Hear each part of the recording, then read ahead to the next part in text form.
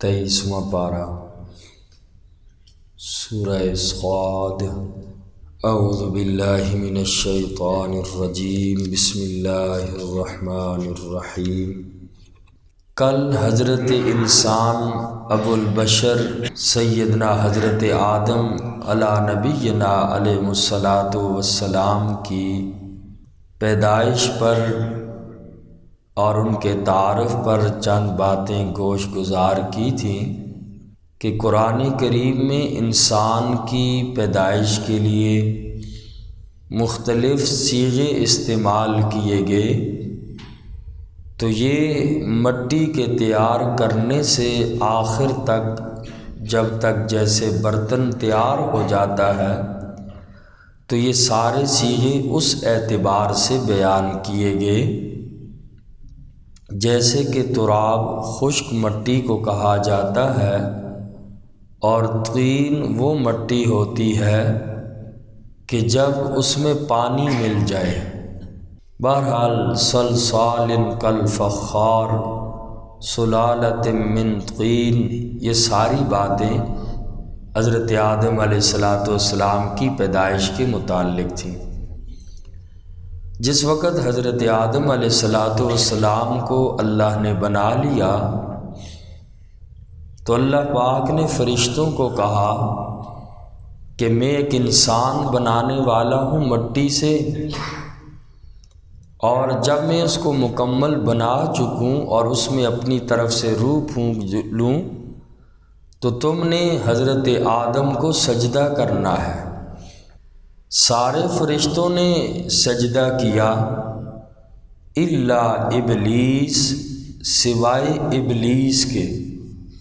ابلیس نے سجدہ نہیں کیا، استکبر، تکبر کیا، وکان من الکافرین، اور ہو گیا انکار کرنے والوں میں سے۔ ابلیس حضرت عبداللہ ابن عباس رضی اللہ تعالی عنہما فرماتے ہیں کہ نافرمانی سے پہلے یہ شیطان ابلیس جو تھا یہ فرشتوں میں سے تھا، اور اس کا اصل نام عزازیل تھا، اور یہ بڑے علم والا تھا، اور تھا یہ جنات میں سے، اس کی جو نسل ہے وہ جنوں میں سے تھا، اور یہ فرشتوں میں نسلاً فرشتوں میں نہیں تھا بلکہ شیطان جنات میں سے تھا، اور اس کے 4 پر تھے، اور یہ جنت کا خازن تھا، محافظ تھا، اور زمین و آسمان کا سلطان تھا یہ عزازیل ابلیس۔ اور اسی طرح حضرت عبداللہ ابن عباس رضی اللہ تعالی عنہما سے روایت ہے، وہ فرماتے ہیں کہ ابلیس فرشتوں میں سب سے زیادہ معزز تھا، اور یہ آسمانوں کا محافظ بھی تھا۔ اور بعض لوگ جیسے کہ یہ کہتے ہیں کہ ابلیس جو ہے یہ فرشتوں کا استاد تھا، تو بہرحال یہ بات صحیح نہیں ہے۔ صحیح بات یہ ہے کہ یہ ابلیس استاد نہیں تھا فرشتوں کا، اور فرشتوں کو اللہ کے علاوہ کسی معلم کی کسی درجے میں بھی حاجت ہی نہیں ہے، اور اللہ کریم نے فرشتوں کے اندر یہ جیسے انسان کے اندر بشری تقاضے یا اور چیزیں ہیں، یہ چیزیں رکھی نہیں ہیں۔ فرشتوں کا بس ایک ہی کام ہے، وہ عبادت ہی کرتے ہیں۔ اللہ نے انہیں اس انداز میں بنایا، تو اس لیے فرشتوں کو اللہ کے علاوہ کسی معلم، کسی استاد کی کسی درجے میں بھی ضرورت ہی نہیں ہے۔ اس لیے یہ کہنا کہ ابلیس یہ فرشتوں کا استاد تھا، یہ بات ٹھیک نہیں ہے۔ البتہ ایک کتاب ہے مجالس الابرار، اس میں یہ بات لکھی ہے کہ یہ فرشتوں کا استاد تھا، لیکن اس روایت کا کوئی حوالہ نہیں ذکر کیا گیا، صرف اسی کتاب کے اندر ہے، اس سے پہلے کسی ایسی کتاب میں نہیں ہے، لہٰذا جب سند نہیں ہے تو ایسی بات کرنی بھی نہیں چاہیے۔ اور اسی طرح حضرت کعب رضی اللہ تعالی عنہ سے مروی ہے، وہ فرماتے ہیں ابلیس کے بارے میں کہ ابلیس 40,000 سال جنت کا خزانچی رہا ہے اور 14,000 سال تک عرش کا یہ طواف کرتا رہا۔ نیک بڑا تھا، معزز تھا، فرشتوں میں سب سے بڑھ کر، اور لوح محفوظ میں اس کا نام ابلیس لکھا ہے، اور یہ اپنے انجام سے غافل تھا۔ تو اللہ پاک نے جس وقت حکم دیا، علم تو تھا، اس کے پاس سب کچھ تھا، بزرگ بھی تھا، لیکن اللہ کے حکم کو یہ نہ مانا، الا ابلیس استکبر وکان من الکافرین، تکبر کیا اور انکار کرنے والوں میں سے ہو گیا۔ اللہ پاک نے اس سے پوچھا، قال، اللہ پاک نے فرمایا، یا ابلیس، اے ابلیس، ما منعک، تجھے کس چیز نے منع کیا، تجھے کس چیز نے روکا، ان تسجد، یہ کہ تو سجدہ کرے، لما خلقت، جس کو میں نے بنایا، بیدی، اپنے دونوں ہاتھوں سے، استکبرت، کیا تو نے تکبر کیا، ام کنت من العالین، یا ہے تو بڑوں میں سے۔ اللہ پاک نے ابلیس سے پوچھا کہ اے ابلیس، تجھے کس چیز نے میں نے حکم دیا اور میرے حکم کو تو نے کیوں ٹھکرایا، کیوں نہ مانا، تو نے سجدہ کیوں نہ کیا، ما منعک ان تسجد، اور لما خلقت بیدی، جس کو میں نے اپنے ہاتھوں سے، دونوں ہاتھوں سے بنایا، تو نے سجدہ کیوں نہیں کیا؟ کیا تو اپنے آپ کو بڑا سمجھتا ہے؟ تو بڑوں میں سے ہے یا تو نے تکبر کیا؟ اس آیت مبارکہ میں لما خلقت بیدی فرمایا کہ میں نے جس کو اپنے دونوں ہاتھوں سے بنایا۔ یہاں پر اللہ کریم کے دونوں ہاتھوں کا ذکر ہے، اور قرآن کریم میں اس طرح کی اور بھی بہت سی آیات آتی ہیں کہ جس میں اللہ تبارک و تعالیٰ کی پنڈلی کا ذکر ہے، اللہ کے ہاتھوں کا ذکر ہے، اللہ کا عرش پہ قائم رہنے کا ذکر ہے، اور یہاں اللہ کے دونوں ہاتھوں کا ذکر ہے۔ تو یاد رکھیں، یہ آیت مبارکہ آیات متشابہات میں سے ہے۔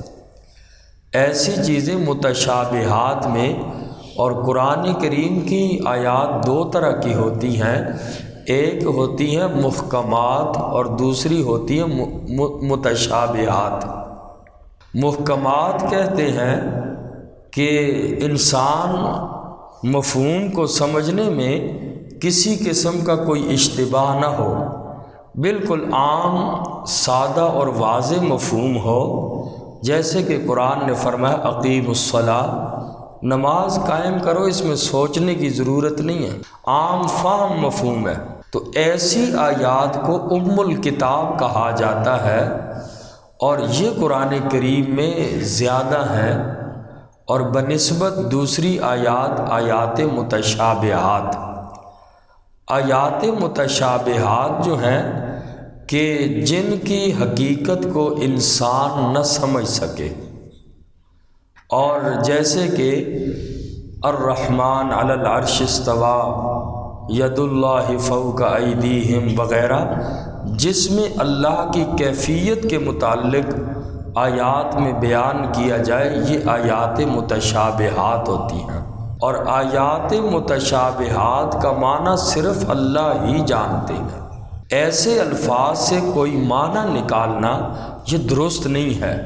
انسان کوئی مفہوم نکالے اس چیز کا کہ اللہ معاذ اللہ کیسے قائم ہیں، کوئی انسان اس کی تشریح کرے اور اس چیز کی حیت کو بیان کرے تو یہ معنی ٹھیک نہیں ہے۔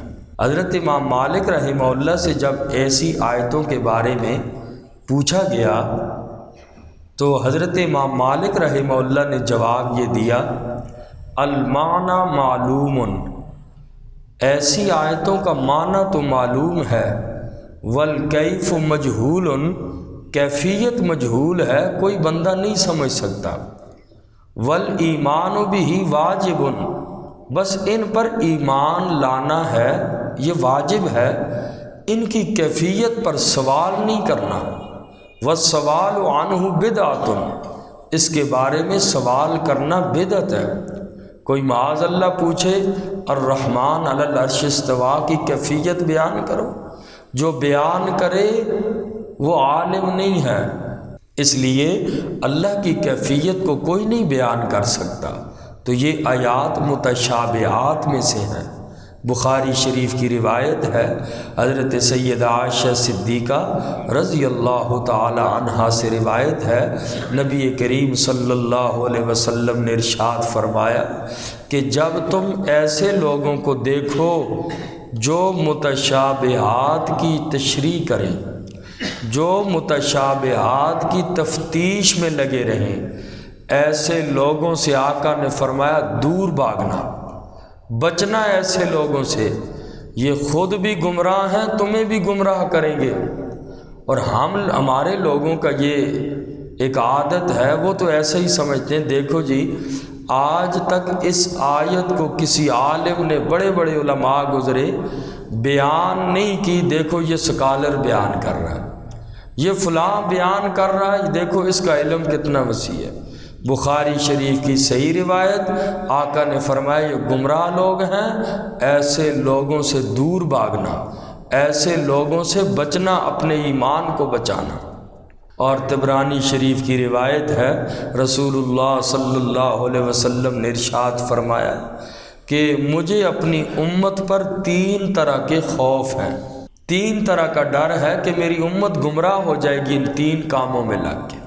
فرمایا کہ پہلی بات تو یہ ہے، میری امت والوں کو مال زیادہ ملے گا، دنیا کا مال زیادہ ملے گا، اور یہ لوگ حسد میں مبتلا ہو جائیں گے، بھائی بھائی کو مارے گا، قتل و غارت کریں گے اس مال پر، جائیداد پر۔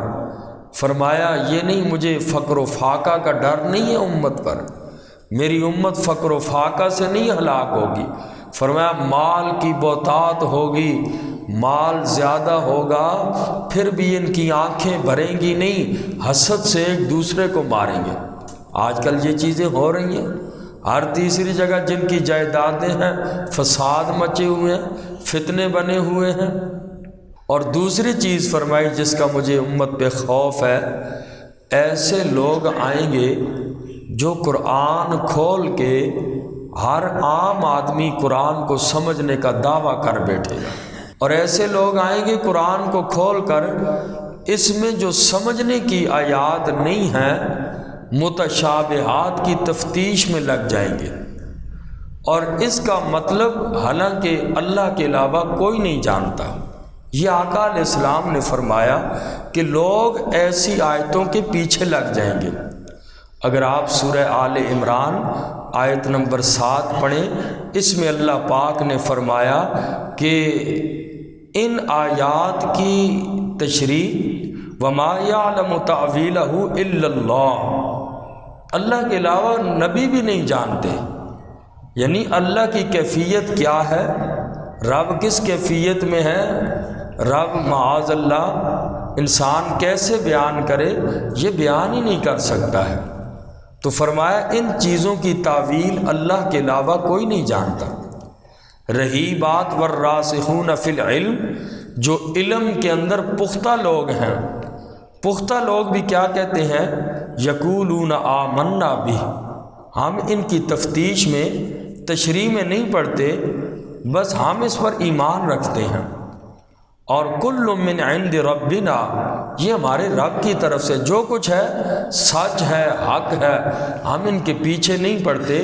اللہ نے فرمایا والراسخون فی العلم، علم والے لوگ یوں کہتے ہیں، لیکن آقا نے فرمایا ایسے لوگ آئیں گے جو قرآن کو کھول کر اس میں جو سمجھنے کی باتیں نہیں ہیں یعنی متشابہات کی تفتیش میں شروع ہو جائیں گے، اور حالانکہ اس کا معنی رب ہی جانتا ہے۔